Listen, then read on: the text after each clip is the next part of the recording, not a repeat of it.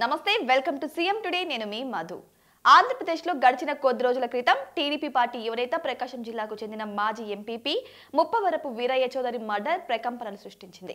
ప్రకాశం జిల్లాలోనే కాకుండా రాష్ట్ర స్థాయి రాజకీయాలలో కూడా పెను దుమారాన్ని సృష్టించింది. అయితే ఈ మర్డర్ విషయాన్ని విదేశాలలో ఉన్న చంద్రబాబు తెలుసుకున్న తర్వాత హుటాహుటిన ఢిల్లీ నుంచి వచ్చి మరి నేరుగా అంత్యక్రియలో పాల్గొన్నారు.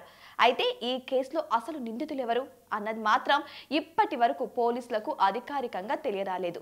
అయితే తాజాగా ఈ కేసు విచారణ సరికొత్తగా మరో మలుపు తీసుకున్నట్టు కనిపిస్తుందట.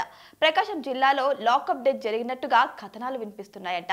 ప్రకాశం జిల్లాలో ముప్పవరపు వీరయ్య చౌదరి మర్డర్ కేసులో విచారణకు పూనుకున్న పోలీసులు సైతం విచారణలో భాగంగా కొందరి మీద లాఠీలకు పనిచెప్పడంతో తీవ్ర అస్వస్థతకు గురై ప్రాణాలు కూడా కోల్పోయారు అనే ఇటువంటి రీతిలో వార్తలు కూడా వినిపిస్తున్నాయి. ఇది ఏపీ అంతటా ఇప్పుడు మరొకసారి సంచలనంగా మారుతున్నాయి.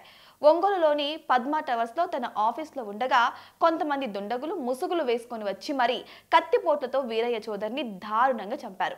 అయితే ఇప్పుడు ఈ ఉదాంతం లాకప్ డెత్ వ్యవహారం మరొక రకంగా కలకలాన్ని రేపుతుంది.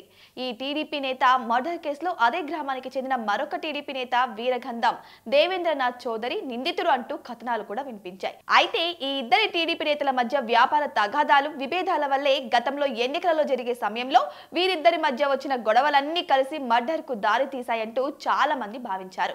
ఈ విషయం మీద పోలీసులు కూడా మరో కొద్ది రోజుల్లోనే అన్ని విషయాలు మీడియా ముందు బయట పెట్టబోతున్నారని కూడా అనుకున్నారు. అయితే దేవేంద్రనాథ్ చౌదరితో పాటు అతనికి సహకరించినటువంటి మరికొంతమందిని మీడియా ముందు ప్రవేశపెట్టే అవకాశం ఉందంటూ వార్తలు కూడా వినిపిస్తున్నాయి. అయితే పోలీసులు కూడా తమ పద్ధతిలో పని చెప్పినా కూడా అసలు నిజం బయటికి రాలేదట.